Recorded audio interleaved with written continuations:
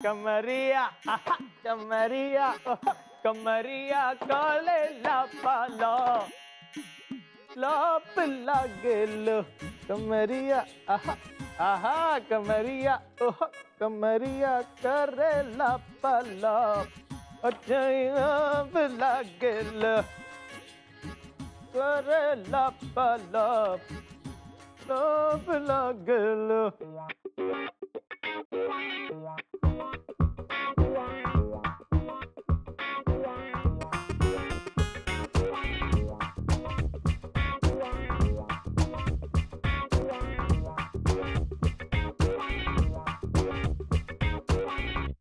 ए संतोष, वो आदमी को देख, 5 स्टार होटल में बैठा है, चाय पी रहा है बिल्कुल गवारों की तरह। अरे ऐसे तो हम भी चाय नहीं पीते। अरे भाई हम पी भी नहीं सकते, हम कुछ भी करेंगे ना वो लो स्टैंडर्ड कहलाता है। देख ये बड़े लोग हैं, ये जो भी करते हैं ना वो हाई स्टैंडर्ड होता है भाई। यही तो स्टाइल है बड़े लोगों की।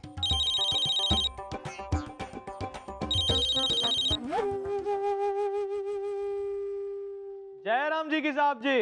हाँ जयराम जी की। कैसन हो बिटुआ? हाँ सब ठीक है ना? बस आपकी मेहर साहब जी। हाँ अभी तो यहाँ मुंबई में ही है, 5 स्टार वाला होटल में चाय का चुस्की का मजा ले रहे हैं। अरे भाई उस दिन आए काहे नहीं तुम? हैं क्या बात भाव? तस्वीरा ट्रेन छूटी गवा, पर आज पक्का पकड़ रहे हैं शाम की ट्रेन पटना के लिए। अरे नहीं नहीं नहीं नहीं, अभी तुम वहीं रुको, देखो काम है बहुत जरूरी, उसको निपटाए के सीधा मधु श्रावणी वाले दिन आ जाना, ठीक है ना? जी साहब जी। अच्छा सुनो बेटा, आज 5 बजे हम तुमको एक फैक्स भेज रहे हैं, सही समय पे दुकान पे हाजिर रहना। हाँ पर कहाँ है उस फैक्स में? अरे तुम्हारी छमिया की तस्वीर है उसमें, और का? कमाल बात है साहब जी, एकदम बढ़िया टिप टॉप है। अच्छा सुन, उसमें उस आदमी की तस्वीर है जिसकी कुंडली तुमको निकालनी। जी साहब जी हो जाएगा। अच्छा सुन, ये वो रहीम खान वाला केस में कुछ झमेला वमेला तो नहीं हुआ ना? कोई टेंशन वेंशन की बात तो नहीं है ना? अरे नहीं साहब जी, कोनो झमेला नहीं है। अगर झमेला होता तो हम यहाँ 5 सितार वाला होटल में थोड़ी चाय का चुस्की ले रहे होते, जेल में चक्की बीस रहे होते। हाँ टेंशन वेंशन मत लेना, हाँ जितना मर्जी आए मजे करो, लेकिन बेटा एक बात का ध्यान रहे, इस बार प्लानिंग में कोनो गड़बड़ नहीं होनी चाहिए। नहीं नहीं साहब जी, एकदम फर्स्ट क्लास रहेगा, आप बेफिक्र रहिए। हाँ और सुन, तेरी माँ तुझको याद कर रही थी, फोन वोन कर लेना उसको। हाँ साहब जी, माई से कहिएगा हम भी उन्हें बहुत याद करते हैं। जयराम जी की भाई साहब। कमरिया आहा कमरिया इका है भैया दिल।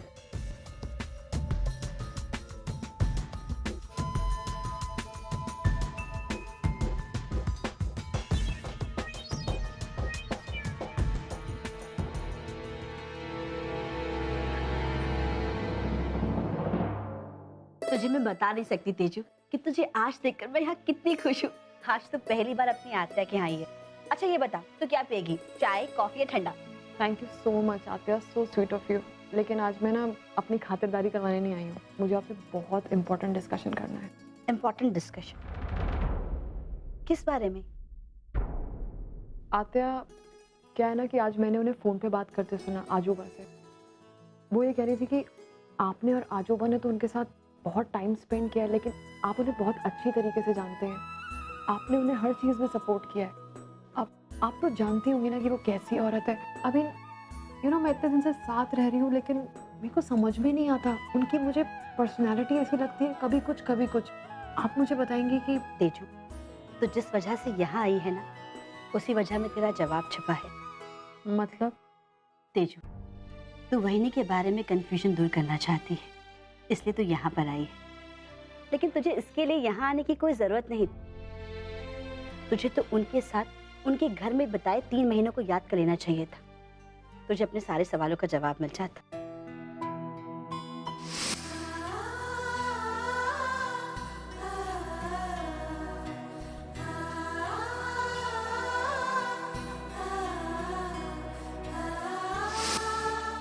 तीजू तू वहीनी को समझना चाहती है ना, तो थोड़ा वक्त गुजरने दे, और प्लीज बस एक बार खुद को उनकी जगह रखकर देख सोच के इसे क्या वजह रही होगी कि वो अपनी दोनों बेटियों से 18 साल तक दूर रही। खैर, तू ये सोचे या ना सोचे, लेकिन वो तेरे बारे में जरूर सोचेगी। और मुझे पूरा भरोसा है, एक ना एक दिन वो तेरा दिल जरूर जीत लेंगी। ओ प्लीज आत्या, आप उनकी तरफदारी नहीं करें तो अच्छा है। आपने देखा नहीं क्या किया उन्होंने ओवी के साथ। I mean, अर्जुन को पता नहीं क्या क्या बोला है, वो वहां चौल में रह रहा है ताकि वो पूर्वी के करीब रह सके। ओवी के बारे में तो उन्होंने कभी नहीं सोचा। अगर वो इतनी ही उसे प्यार करती तो उसके बारे में भी तो सोचती जितना वो पूर्वी के बारे में सोच रही है। लेकिन नहीं, है कोई जवाब आपके पास? है इसका जवाब? होगा ही नहीं। इससे पता चलता है कि वो कितनी सेल्फिश औरत है। फैक्ट है। तेजो, तेरे सारे सवालों का जवाब सिर्फ और सिर्फ वही नहीं दे सकती। तुझे बस सही मायने में उन तक पहुंचना होगा। बोल बजरंग बली की जय, अरे बोल बजरंग बली की जय, बोल बजरंग बली की जय। अरे संभाल के देख के समझ।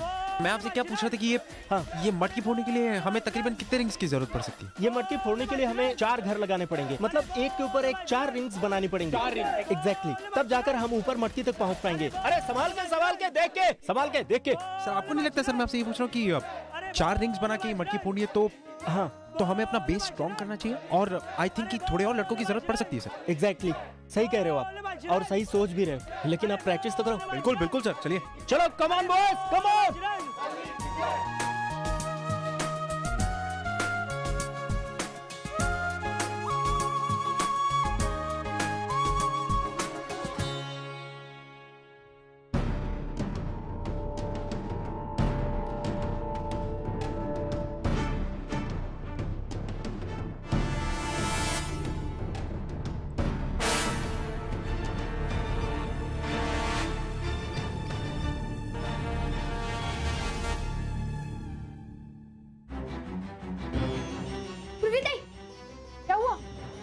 वो काम से गए। कौन काम से गया? अरे वो दही अंडी की प्रैक्टिस कर रहे थे ना, उनका पैर फिसला और हाथ पे चोट भी लग गई। किसके हाथ में चोट लगी? किसकी बात कर रहा है तू? अरे ताई, वो जो कोली नंबर 210 में रहते हैं ना, वो चाय वाले दादा, अर्जुन दादा। अरे तेजू, तू कहाँ गई थी? मैं कब से तेरा इंतजार कर रही थी। अब वो आज ही मैं बस यहीं तक ही। अरे बाप रे, फोन आया। हेलो, नमस्कार मैडम, मैं एसटी स्टूडियो से बोल रहा हूँ। हाँ, क्या मैं मिस ओवी देशमुख से बात कर सकता हूँ? एक्चुअली उनका फोन आउट ऑफ कवरेज आ रहा है, इसलिए मैंने यहाँ कॉल किया है। नहीं, अभी वो फिलहाल आराम कर रही, मतलब सो गई है। हाँ, रख देती हूँ। एक मिनट मैम, एक्चुअली उनके लिए एक बहुत बड़ा मॉडलिंग प्रोजेक्ट है, उसी सिलसिले में उनसे बात करनी थी। नहीं, आपको जो बोलना है ना मुझे बता दो, मैं उठने के बाद उसको बता दूंगी। हाँ, और फोन करवाऊंगी। बोलो। एक्चुअली हम एक इंटरनेशनल प्रोडक्ट लॉन्च कर रहे हैं। हाँ, जिसके लिए हमें एक इंटरनेशनल मॉडल चाहिए। हाँ, और लकीली ओवी मैम यहाँ हैं तो। बोलो ना मैम, लेकिन फोटोशूट आज ही है, तो इफ शी इज इंटरेस्टेड तो उन्हें यहाँ आकर कॉन्ट्रैक्ट साइन करना पड़ेगा। तो मैम आप प्लीज एड्रेस नोट कर लीजिए। हाँ, 1 मिनट है, 1 मिनट। हाँ, बोलो। ST studio, MG road. NG road? No ma'am, NG road नहीं, MG रोड। हाँ, वही तो, NG रोड।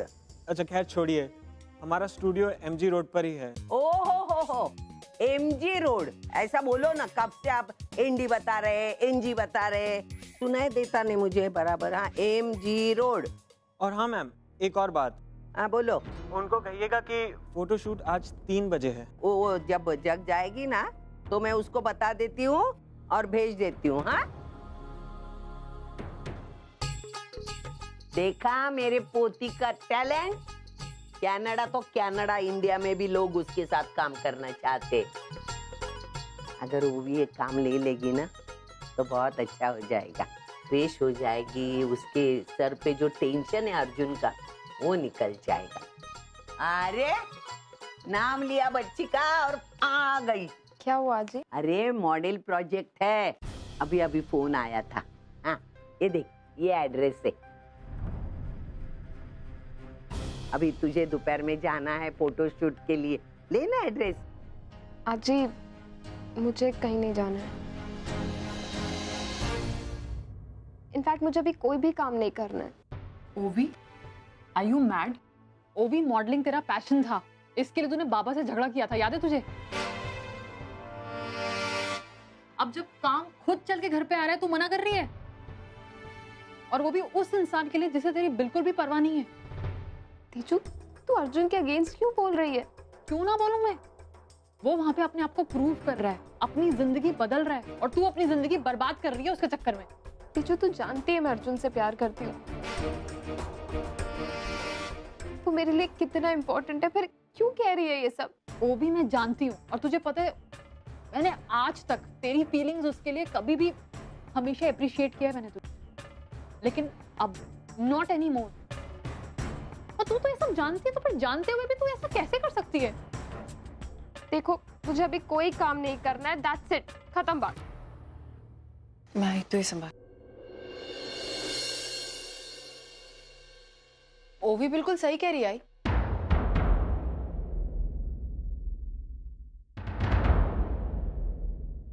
मतलब अब मुझे नहीं लगता हमें ओवी को जबरदस्ती करने की जरूरत है। उसका मन नहीं है काम करने का तो क्या प्रॉब्लम है? वैसे भी वो इतनी बड़ी मॉडल है कि अगर आगे चलकर काम करना चाहेगी तो उसे आगे मिल जाएगा काम। अभी उसे क्यों जबरदस्ती आप काम करवाने के लिए? एक सेकेंड, आप होती कौन है मेरे लिए डिसीजन लेने वाली? मैंने कोई डिसीजन नहीं लिया, जो तुम कह रही हो वही तो मैंने रिपीट किया है। और वैसे भी ओवी, मैं कौन होती हूँ तुम्हारे बारे में डिसीजन लेने वाली? मैं तुम पर कोई जबरदस्ती नहीं करना चाहती। आप अगर चाहे भी ना तो मुझ पर कोई जबरदस्ती नहीं कर सकती। आज ही मैं ये मॉडलिंग असाइनमेंट जरूर करूंगी।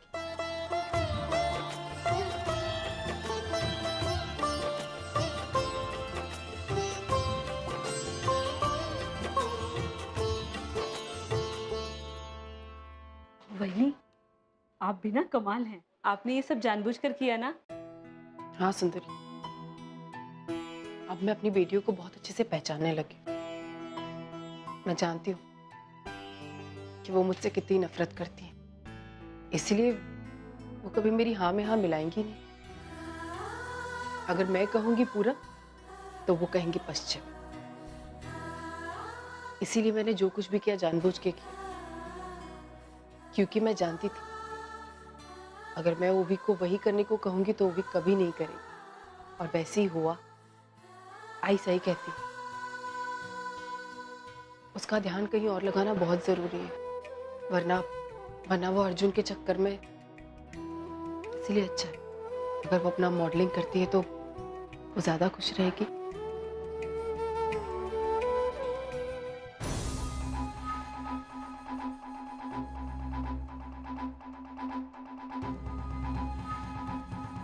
अरे मिस्टर श्याम, आइए आइए सर आइए। आपका 2 नंबर कैबिन बिल्कुल खाली है, आपके अलावा किसी को नहीं देता।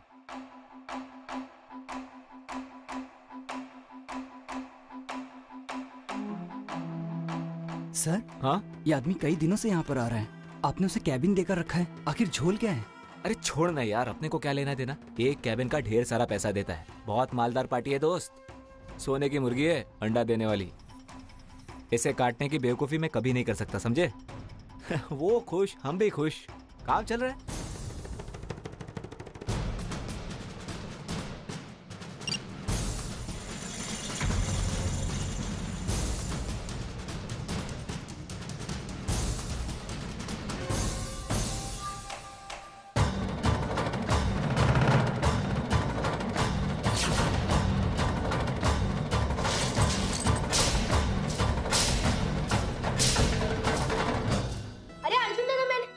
मैंने आपसे कहा था ना, ठीक हो जाएगा।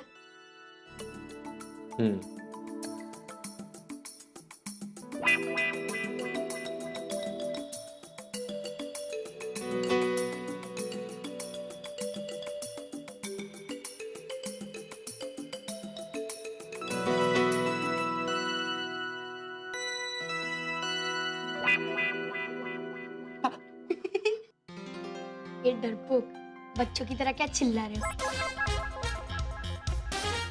बताऊं मैं? अर्जुन सर, ऑफिस में डील्स क्रैक करना, इतने लंबे लंबे लेक्चर्स देना बहुत इजी है ना, लेकिन यहाँ ना सीन थोड़ा सा डिफरेंट है। यहाँ पर इतनी ऊंचाई से दही हांडी फोड़ना हर किसी के बस की बात नहीं है।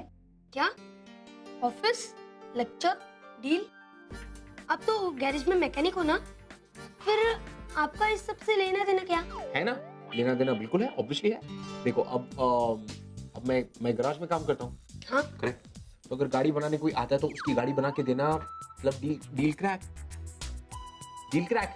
और फिर उसके बाद उसे समझाना कि गाड़ी में प्रॉब्लम क्या थी। तो लेक्चर्स। करेक्ट बोला? हाँ। Very good. अच्छा चूरन, हमारे 2 चाय लेके आ। हाँ बिस्कुट लाओ। चल आके जा।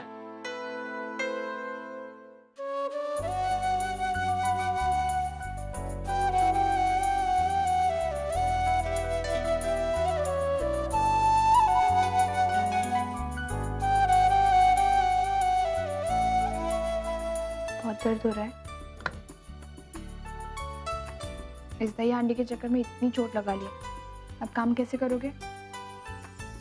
क्योंकि इस वक्त मुझे चोट की चिंता नहीं, मेरा सारा का सारा ध्यान मेरी मंजिल पर है।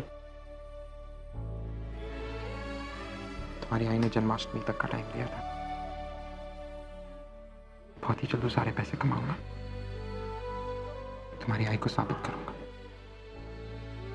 कि मैं और सिर्फ मैं तुम्हारे लिए सही हूं और कोई नहीं। एक मिनट। Look at this. ये मेरी अब तक की कमाई। इन टोटल मेरे पास अभी तक 1520 रुपीज। करेक्ट। हमारे यहाँ ने 10,000 रुपए कहा था कमाने के लिए, है ना? और फिर इसमें मेरी इस महीने की पगार जुड़ेगी। बस टारगेट कंप्लीट। नो, एक ऐसा टाइम था जब ये पैसे मैं टिप में देता था। आज मुझे उन पैसों की अहमियत पता चल रही है। Really? अर्जुन, मुझे तुम पे पूरा भरोसा है।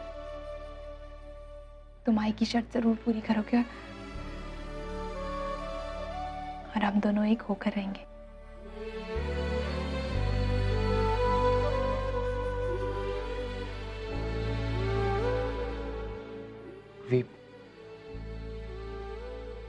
आई की शर्त पूरी करना एक बात है,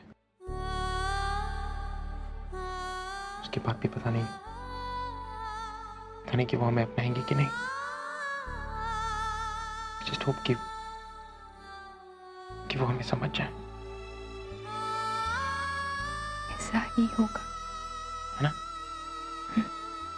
ऐसा होना चाहिए।